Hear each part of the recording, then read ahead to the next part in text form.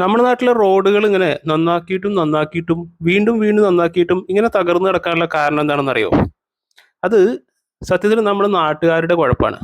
നിലമ്പൂര് നമ്മുടെ ബസ് സ്റ്റാൻഡിൽ നിന്നും ജ്യോതിപ്പടിയിലേക്ക് പോകുന്ന മിനി ബൈപ്പാസ് റോഡിന്റെ അവസ്ഥയാണിത് കേട്ടോ.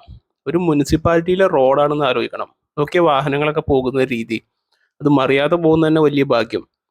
ഇതിന്റെ പ്രധാന കുറ്റം പറയേണ്ടത് നമ്മൾ ജനങ്ങളെ തന്നെയാണ്. കാരണം എന്താണെന്ന് വെച്ച് കഴിഞ്ഞാൽ ഇത്ര പകൽക്കൊള്ള നടത്തിയിട്ട്, ഇത്ര പച്ചയായ അഴിമതി നടത്തിയിട്ട് ഒരു മനുഷ്യനും ഇതിനെതിരെ ഒന്നും പ്രതികരിക്കാനില്ല എന്നുള്ളതാണ്. ആരും ഇതിനെതിരെ പ്രതികരിച്ച് വരില്ല എന്നുള്ളത് എല്ലാ രാഷ്ട്രീയക്കാർക്കും അറിയാം, എല്ലാ നേതാക്കന്മാർക്കും അറിയാം. ഇതിനകത്തൊരു രാഷ്ട്രീയ കക്ഷി വ്യത്യാസമൊന്നുമില്ല കേട്ടോ. അഴിമതി നടത്താനും ജനങ്ങൾ അടക്കുന്ന നികുതി പണത്തിൽ കൈയിട്ട് വരാനും എല്ലാവരും മിടുക്കന്മാരാണ്.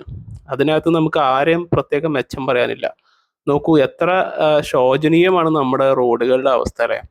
അപ്പൊ ഇതിന് നല്ല ടെക്നോളജി ഇല്ലാത്തത് കൊണ്ടൊന്നല്ല, ആ ടെക്നോളജിക്കുള്ള ഫണ്ട് വകയിരുത്തുന്നുണ്ട്. ഒരു മഴ പെയ്താലോ കുറച്ച് വാഹനങ്ങൾ പോയാലോ കേടുവരുന്ന റോഡുകളൊന്നുമല്ല. അത് ആ പണം ചെലവാക്കാതെ അത് കൈയിട്ട് വാരി അഴിമതി നടത്തുന്നതുകൊണ്ടാണ് ഇങ്ങനെ റോഡുകൾ തകർന്നു കിടക്കാനുള്ള കാരണം. അങ്ങനെ ബസ് സ്റ്റാൻഡിൽ എത്തിയിട്ടോ, ഈ ബസ് സ്റ്റാൻഡ് എത്ര തവണ നന്നാക്കിയിട്ടുണ്ട് എന്ന് എനിക്ക് തന്നെ ആലോചിച്ചിട്ട് ഒരു എത്തും പിടിയും കിട്ടുന്നില്ല. കോൺക്രീറ്റ് ഇട്ടിട്ടും ടാർ ചെയ്തിട്ടും ഓരോ തവണ ഓരോ സ്ഥലത്ത് കേക്കും കഷ്ണം പോലെ ഇങ്ങനെ നന്നാക്കിക്കൊണ്ടിരിക്കും. പക്ഷെ അത് ഇങ്ങനെ തട്ടിപ്പ് പണി ചെയ്യുന്നതന്നെ എന്തിനാണെന്നറിയോ? നല്ല രീതിയിൽ ഒരു പണി ചെയ്ത് കഴിഞ്ഞാൽ പിന്നെ അത് പണിയെടുക്കാൻ പറ്റില്ലല്ലോ. അതുകൊണ്ട് ഉള്ള പണിയിൽ അഴിമതി കാണിക്കുകയും ചെയ്യും, അടുത്ത പണിക്കുള്ള വകുപ്പ് ഉണ്ടാക്കി വെക്കുകയും ചെയ്യും. ഇതൊക്കെ എന്നാണ് നമ്മുടെ നാട്ടുകാർ മനസ്സിലാക്കാൻ പോകുന്നതെന്നല്ലേ.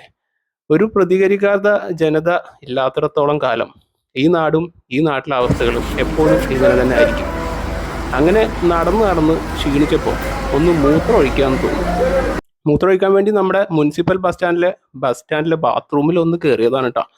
മൂത്രം ഒഴിക്കുന്നത് ഒരു വലിയ തെറ്റാണെന്ന് വരെ എനിക്ക് തോന്നിപ്പോയി. അത്രയും ശോചനീയവും വൃത്തിഹീനവുമാണ് ഒരു മുനിസിപ്പൽ ബസ് സ്റ്റാൻഡിലെ ബാത്റൂം. എങ്ങനെയാണ് ഇവിടെ കമ്മ്യൂണിക്കബിൾ ഡിസീസസ് ഇല്ലാതിരിക്കുക അല്ലേ. അങ്ങനെ നമ്മൾ ഇതൊക്കെ ഷൂട്ട് ചെയ്ത് കഴിഞ്ഞപ്പോഴേക്കും തകർത്തൊരു മഴ പെയ്തു. ചെറിയ മഴയാണ്. അപ്പോഴേക്കും ഇതാ നമ്മൾ നേരത്തെ ഷൂട്ട് ചെയ്ത റോഡിൻ്റെ അവസ്ഥയാണിത്. എല്ലാം വെള്ളം കയറി, ഇത് പുഴയാണോ തോടാണോ കുളമാണോ എന്ന് അറിയാത്ത രീതിയിൽ നല്ല സിസ്റ്റമായിട്ടുണ്ട്. നമ്മുടെ മന്ത്രിമാരൊക്കെ വിദേശയാത്ര നടത്തിയിട്ട് എങ്ങനെ ബൈപ്പാസ് റോഡിലൊക്കെ കനാലുണ്ടാക്കാം എന്ന് പഠിച്ചിട്ട് വരുന്നത് നന്നായിരിക്കും. അപ്പം ഇതിനൊക്കെതിരെ ഒരാളെങ്കിലും പ്രതികരിക്കണം എന്നുള്ളതുകൊണ്ടാണ് ഈ വീഡിയോ ഒക്കെ ഷൂട്ട് ചെയ്ത് നിങ്ങളിലേക്ക് എത്തിക്കുന്നത്. അതുകൊണ്ട് എനിക്ക് എപ്പോഴും പറയാനുള്ളത്, രാജാവ് നഗ്നനാണ് എന്ന് ആരെങ്കിലും ഒരാളെങ്കിലും വിളിച്ചു പറയണ്ടേ ഇക്കാലത്ത്. അതുകൊണ്ട് ഈ വീഡിയോ മാക്സിമം എല്ലാവരിലേക്കും ഷെയർ ചെയ്യാൻ ശ്രമിക്കുക. അപ്പോൾ this is Sanju on reality vlogs. മറ്റൊരു വീഡിയോയുമായി വീണ്ടും കാണാം. ബൈ.